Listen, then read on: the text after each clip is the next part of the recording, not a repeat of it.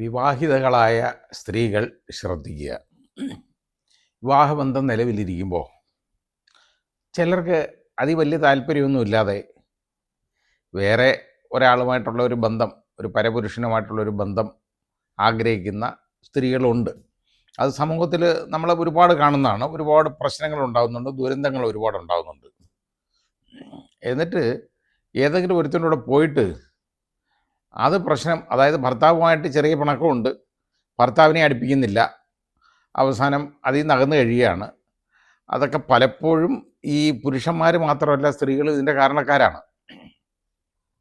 അതിനുശേഷം ആ സ്ത്രീക്ക് വേറെ ഏതെങ്കിലും ഒരുത്തനുമായിട്ടുള്ള ഒരു ബന്ധം, അത് ലൈംഗിക ബന്ധത്തിൽ അങ്ങ് ഏർപ്പെട്ട് കഴിയുമ്പോൾ കുറേ ആൾ കഴിയുമ്പോൾ അവനെ നോക്കുമ്പോൾ എന്താണെന്നറിയോ, അവൻ ഇത് കളഞ്ഞിട്ട് പോകും. കാരണം ഇത് വേറെ ആളിൻ്റെ വകയാണെന്നുള്ളത് അവനറിയാമല്ലോ. അപ്പോൾ അവൻ ഇതിൻ്റെ ഇടയ്ക്ക് കയറി വന്ന ഒരാളാണ്. അവൻ്റെ ആവശ്യമൊക്കെ കഴിഞ്ഞു, ആവേശവും കഴിയുമ്പോൾ അവന് തോന്നും ഇതിനി വേണ്ട, നമുക്ക് ഇനി ആവശ്യമില്ല എന്നവന് തോന്നും. അവനെ ഇതും കളഞ്ഞിട്ട് അവൻ വേറെ ലാവണം തേടിപ്പോവും. അത് ചെയ്യുന്ന അത് അവനെ, കാരണം ഇവളെ ഇതേ കുറ്റം ചെയ്തപ്പോൾ അവനെയും നമ്മൾ കുറ്റം പറയാൻ ഒക്കത്തില്ല ഈ കാര്യത്തിൽ.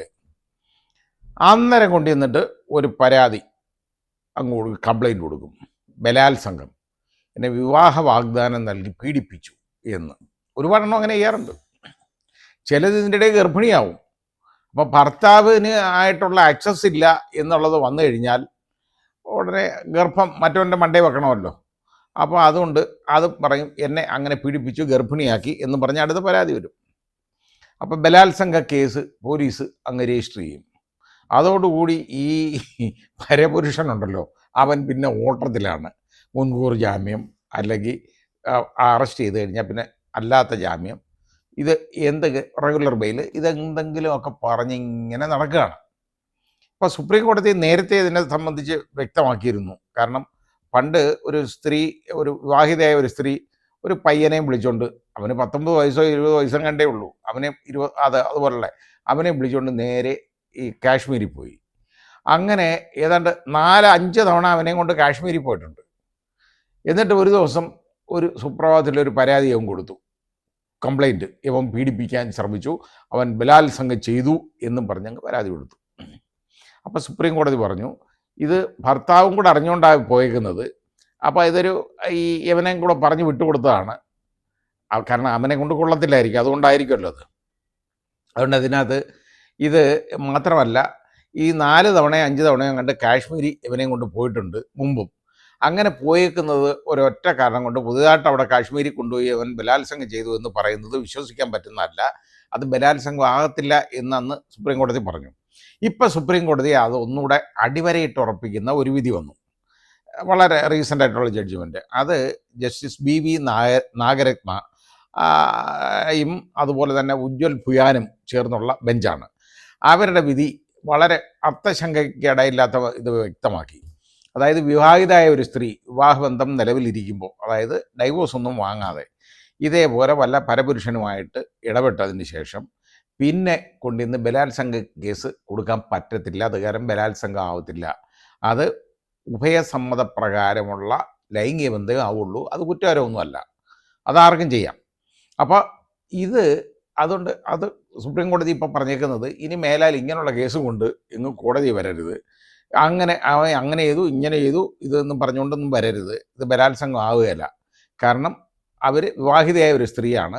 അത് പരപുരുഷൻ വാഗ്ദാനം നൽകി എന്ന് പറയാൻ ഒക്കത്തില്ല. കാരണം ഈ വിവാഹബന്ധം വേർപെടുത്താതെ ആ പുരുഷന് ഈ സ്ത്രീയെ, പരപുരുഷന് ഈ സ്ത്രീ വിവാഹം കഴിക്കാൻ ഒക്കത്തില്ല.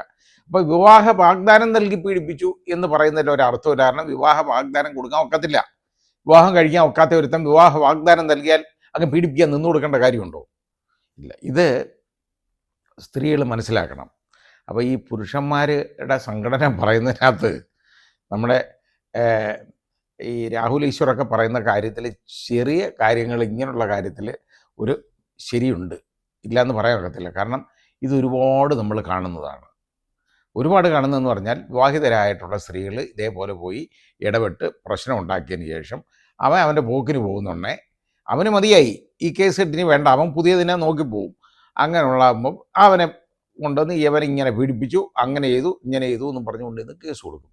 ഇനി അതുകൊണ്ട് ബലാത്സംഗ കേസുകൾ ഇങ്ങനെ കാര്യത്തിൽ നിൽക്കത്തില്ല. കാരണം വിവാഹ വാഗ്ദാനം നൽകി പീഡിപ്പിച്ചു എന്ന് ഇവർക്ക് പറയാനുള്ള അർഹതയില്ല, യോഗ്യതയില്ല. കാരണം അവർ വിവാഹിതയാണ്, വിവാഹബന്ധം വേർപ്പെടുത്തിയിട്ടില്ല. അപ്പം അത് ഡൈവോഴ്സ് കിട്ടാത്തിടത്തോളം കാലം, അത് ജുഡീഷ്യൽ ഡൈവോഴ്സ് തന്നെ, നിയമപരമായിട്ടുള്ള ഡൈവോഴ്സ് കിട്ടാത്തിടത്തോളം കാലം ഒരു കാരണവശാലും ഇവർക്ക് ഇത് പറയാൻ പറ്റുകയില്ല. കാരണം വിവാഹ വാഗ്ദാനം നൽകി പീഡിപ്പിച്ചു എന്ന് പറയാൻ പറ്റുന്നതല്ല. അങ്ങനെ പറയാത്തിടത്തോളം കൺസെൻ്റ് എന്ന് പറയുന്നത് ഇതുപോലെ കൊയേഴ്സ് ചെയ്ത് കളിപ്പിച്ച് കൺസെൻറ്റ് വാങ്ങിയതാണ് എന്ന് പറയാനും പറ്റുകയില്ല. കാരണം കൺസെൻറ്റ് കൊടുക്കാൻ ഒക്കത്തില്ല ഒന്ന്. പിന്നെ മറ്റവന് വിവാഹ വാഗ്ദാനം നൽകാനും പറ്റത്തില്ല. കാരണം അവന് വിവാഹം കഴിക്കാൻ ഒക്കത്തില്ല. പിന്നെ കഴിക്കാൻ ഒക്കാത്ത ഒരുത്തൻ എങ്ങനെ ഈ വിവാഹ വാഗ്ദാനം നൽകുന്നത്? അതുകൊണ്ട് ഇനി മേലാൽ ഈ പരിപ്പ് വേവത്തില്ല. അത് ശ്രദ്ധിക്കണം, അപകടം ഉണ്ടാവും. അതുകൊണ്ടാണ് ഞാൻ പറഞ്ഞത്, വിവാഹിതകളായ സ്ത്രീകൾ ഇങ്ങനെയുള്ള ബന്ധങ്ങളിൽ ഏർപ്പെടുന്നതിന് മുമ്പ് ഒരു 2 വട്ടം ആലോചിക്കണം. അത് കഴിഞ്ഞേ വല്ലവൻ്റെ കൂടെ പോയാൽ അവൻ്റെ കൂടെ പൊക്കോണം. അല്ലെങ്കിൽ അവൻ കളഞ്ഞിട്ട് പോയി കഴിഞ്ഞാൽ ഇനി പഴയവൻ്റെ അടുത്ത് കൂടെ അങ്ങ് പോക്കോ, അതേ നടക്കുള്ളൂ.